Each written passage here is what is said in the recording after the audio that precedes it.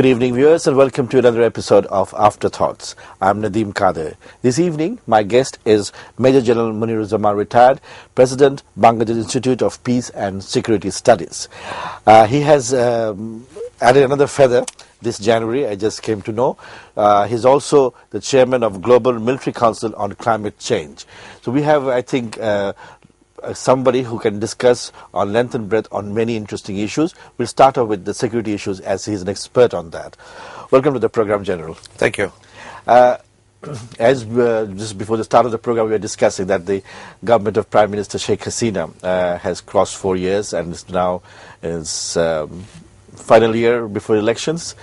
How would you measure the security issues that the government has handled in the past 4 years? Because when it took power, there was a huge concern about local militancy and also the contacts of the local militants with the international terrorist groups. Thank you, Nadeem. I would say the government has had a mixed bag in terms of its failures and success in the security sector. Let me first begin with the successes. One of the biggest successes that the government achieved during the 4 years tenure is last year it was able to achieve a partial settlement of our maritime security boundary issues with Myanmar through arbitration. So that was a major success because we've had our maritime boundaries which are not secure before, Right. especially with Myanmar and India. Now that we have been able to settle with Myanmar, I also hope that government will also move forward and try and settle the issues with India. And we know it's not going to be easy because India is not giving up. Because India had proposed bilateral talks at one point of time, but our government has said that it will rather go to the arbitration. It is not easy. Any maritime boundary settlement issues are not easy, and we have taken probably the right course in settling the issues. Our success so far in dealing with Myanmar has been again mixed, so I would say our results with Myanmar has been a win-win situation. I don't believe particularly that we have won and Myanmar has lost.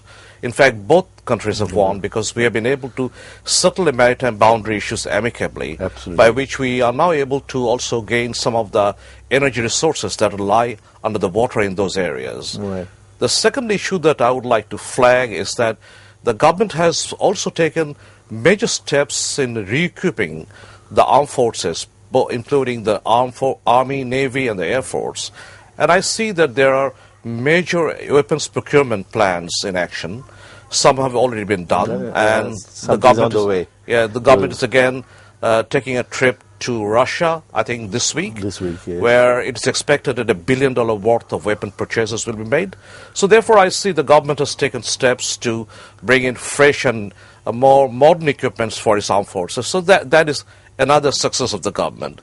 I would say the government has continued reasonably well in maintaining the Bangladesh presence in the peace support operations area. Currently, we are still the #1 peace contributing country in the world. Right. So we are the largest troops contributor in the UN system. Thereby, we have a large footprint in terms of our presence in all the conflict zones of the world. It gives Bangladesh a tremendous leverage in terms of its presence globally, in terms of its presence in conflict zones, in terms of what it can be translated into diplomatic successes in many other areas. But I don't really see that happening. We don't quite see the linkages between peace support successes and converting that into diplomatic successes. But that is a different issue to discuss. I will also say that the government has been able in the last 4 years to control what I would call operational terrorism. By that I mean that we have not seen any bomb blasts in the country. We have not seen any major terrorist incident in the country. We have not seen any killing by terrorist groups of any individuals, groups, or any high-profile personalities. So the last 4 years has been reasonably quiet on the operational front of the terrorist activities So in you Bangladesh. mean to say that these groups still exist? The groups still exist, and the fact that they exist, the government is quite continuously chasing them, and you would very often come up with the stories coming out of the RAB and police that they have been able to nab a group in various parts of the country, even right in the capital itself, where quite often they would go and hunt a terrorist camp or a safe house or a place where the terrorists have been harboring large amount of arms and explosives, that's a very clear indication that the groups are alive and they're doing well. But the fact remains that they have not been operational in the last 4 years. The reason that I would like to analyze is that it's two front reasons. One is the government has been able to maintain a very heavy presence in countering them. The second, according to some of the interrogation reports that came out after some of the Huji leaders were apprehended, it is also the result of the internal decision of the groups. So it's a combination of both. So it means they're in hibernation because of the chase that the government has kept up after them. And the elections are coming, and when there's going to be an interim government of some kind, and do you think that is the time they're waiting for to come back? The groups have not really been in hibernation, in my analysis, because they have been active, quite active, in recruitment, in getting fresh weapons and equipment, in procuring more explosives, even in getting new members into their group. So I think they have been quite active under the radar, but they have not been operational outside. But I quite agree with you, if there is any sort of destabilization, either in the political order or in the security order of the country, that is the time these groups would find it quite convenient to come out and show their face and operate again. But the fact remains that there are two things. The government has been able to maintain a control, and the groups themselves have not decided to come out operationally. Let us now look at some of the areas where the government has not really done well or they have failed. The first thing that I would like to flag here is the border issues of Bangladesh-India border. Absolutely. That has been a point of great sensitivity between the two nations. And continuously we see this diplomatic jargons of summoning the High Commissioner here, complaining and all that. But the killing is going on. Yes. And this is very unfortunate. And I think there has been a complete failure on the part of the government and the state in protecting its civilian citizens. And I would like to say again that it is a primary duty of any government is to protect the lives of its citizens and provide safety to its citizens. But here, what we see here, from 2001 to 2010, over a 10 years period, according to the statistics of the Human Rights Watch, which is a rights body based in New York, they're saying that 1,300 civilians, Bangladeshi citizens, have been killed by BSF. In this last year, according to Odhikar's report that came out probably yesterday, over 34 people have been killed and over 100 people have been injured and many more abducted. Start with this year, for example. On the 1st of January, the BSF gave us a gift of 2 dead bodies.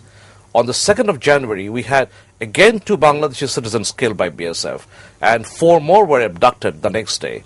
So in the first week, we have had 4 abducted and 4 killed. And this is the record of our safety and security in the border. Then I would say this is a very appalling record on the part of any government. Right. But considering the relations between this government and that of India now, don't you think things could have been much better off? And when the issue was raised at the top level, absolutely the highest level, and it was said that the BSF personnel have been told that they will not use live bullets, rubber bullets, even that is needed. Mostly they will just, if they have found any illegal Bangladeshi crossing into the Indian side, they will detain them and hand them over to Bangladesh forces.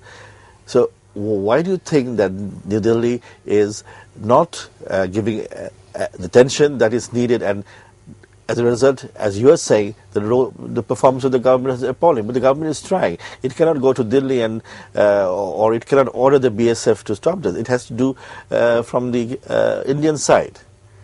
I believe that the government should have taken this up at the highest political level repeatedly, because there is no bigger job for the government than to provide safety to the lives of its citizens.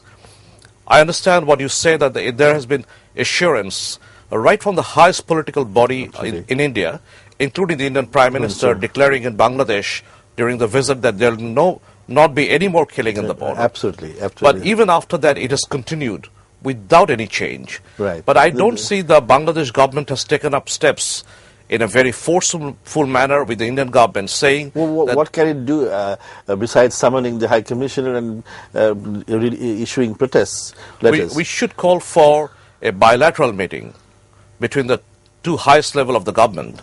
And if everything fails, then the government should take it up internationally. We can go to the International Court. We can go to the United Nations. We can call for international involvement. We have a number of measures in our hand that has to be explored. But I cannot, as a citizen of the country, accept that Bangladeshi citizens will be killed in the border without our government taking the high steps that is possible. The second issue that I would like to mention here, that there has been a deterioration of the law and order situation in the country. We have seen a number of incidents of people being killed. We've seen a number of incidents where mobs have lynched people. We've seen a number of incidents where there has been excessive use of force by the police and RAB against its own citizens, and those are issues which are not conducive for a stable democratic order in the society. I am also concerned as a citizen about the new aspect of forced disappearance, which has now become a new jargon in the Bangladeshi society. This is not something which is very common. We've not experienced this before. This is the first time that we now come up with a situation where citizens could disappear and the state is unable to trace them or do anything about them. So there is a general sense of insecurity in the minds of people, in the society, in the state, and a sense of insecurity is never a conducive environment in a democratic society. So I would say, Nadeem, that the government has had a mixed bag of successes and failures, but some of the failures that I'm mentioning here are so fundamental that we as citizens are really concerned. Right. Well, gentlemen, we'll have to go for a short break. We'll come back and continue. Viewers, I'm sure you're enjoying and finding this conversation today with my guest, Major General Munir Zaman, interesting. You'll keep on with us, and we'll come back after a short break. Thank you.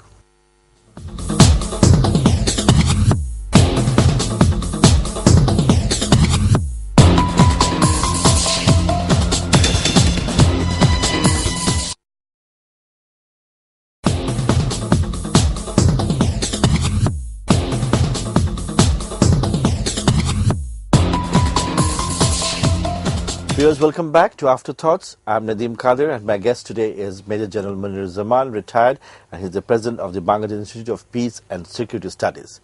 Besides that, he's also the chairman of Global Military Council on Climate Change.